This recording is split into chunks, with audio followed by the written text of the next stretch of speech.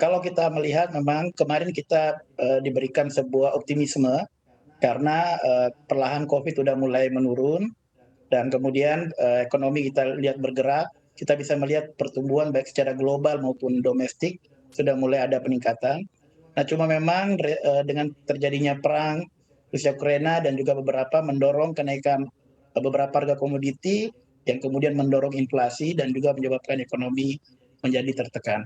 Tapi kalau di Indonesia sendiri, saya lihat kita baru mendapatkan pertumbuhan yang baru diumumkan kemarin, pertumbuhan yang sangat impresif.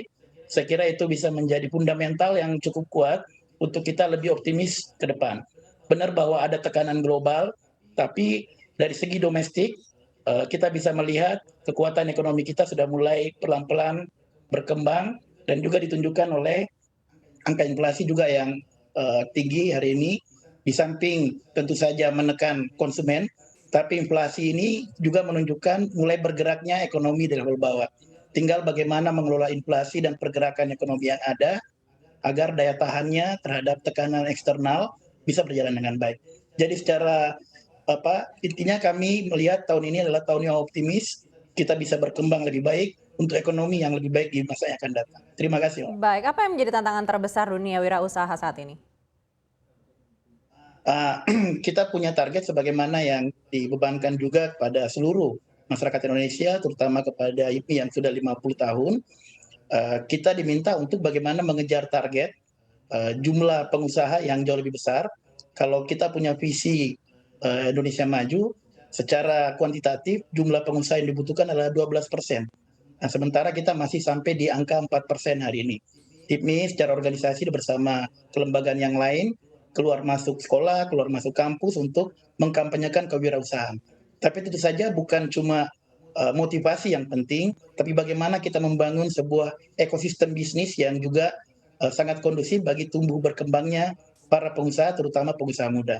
Nah, karena itu beberapa hambatan regulasi, kemudian beberapa kesulitan-kesulitan baik dari sisi perizinan, permodalan, pengembangan usaha, itu mungkin yang perlu lebih kita seriusi ke depannya agar adik-adik kita, anak-anak kita yang sudah punya motivasi jadi pengusaha benar-benar bisa langsung masuk ke dunia usaha dengan hilangnya hambatan-hambatan tadi.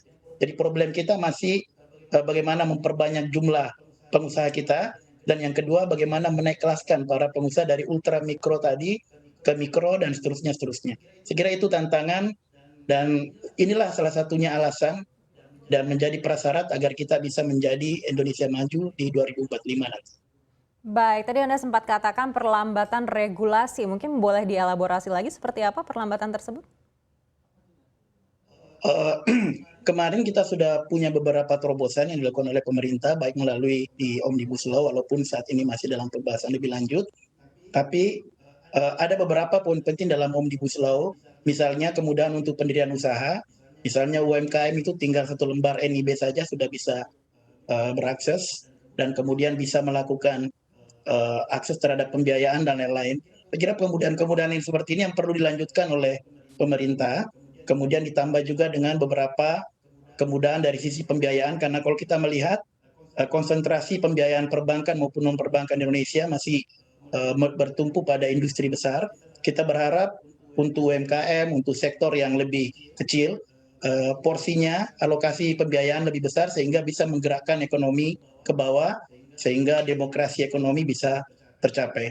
Nah, hal lain juga yang penting, sampai hari ini kita belum melakukan penataan ekonomi yang lebih serius. Ekonomi ini perlu ditata agar semua punya level permainan yang berbeda sekaligus terintegrasi. Kita perlu menata di mana batas perusahaan besar bisa masuk, di mana UMKM bisa masuk, di mana kemudian para pengusaha-pengusaha pemula bisa masuk. Nah, ini yang masih kadangkala belum terlalu ketat kita atur dengan baik di Indonesia ini, sehingga sulit untuk menumbuhkan pengusaha-pengusaha pemula. Yang ada adalah konsentrasi bisnis di beberapa level yang kemudian menjadi hambatan bagi para pengusaha pemula untuk bisa masuk ke sektor tersebut. Nah, ini mungkin ke depan agenda yang paling penting, bagaimana menata ulang ekonomi Indonesia. Jadi ekonomi itu ibarat seperti pemain bola, kita punya back, kita punya gelandang, kita punya penyerang. Nah ini yang perlu kita tata yang lebih baik. Jangan perusahaan besar atau BUMN misalnya terlalu jauh ke bawah sehingga UMKM kita sulit berkembang. Kita harus mengikuti filosofi pengembangan UMKM dan juga para pengusaha pemula di beberapa negara seperti di Jepang misalnya atau di Korea, di mana sebuah perusahaan besar terintegrasi dengan UMKM di sekitarnya.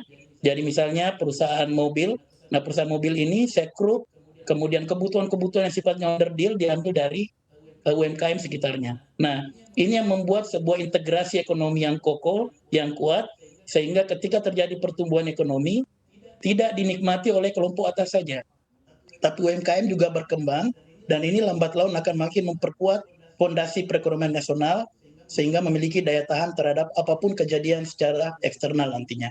Nah, saya kira ini agenda yang paling penting, menata ulang struktur ekonomi kita, dan yang kedua bagaimana menciptakan ekosistem bisnis yang memudahkan bagi tumbuh dan berkembangnya para pengusaha pemula di Indonesia. Baik, dan kalau kita berkaca juga pada situasi saat ini, antisipasi apa ya mungkin sudah disiapkan juga oleh para pengusaha untuk menghadapi risiko dari global?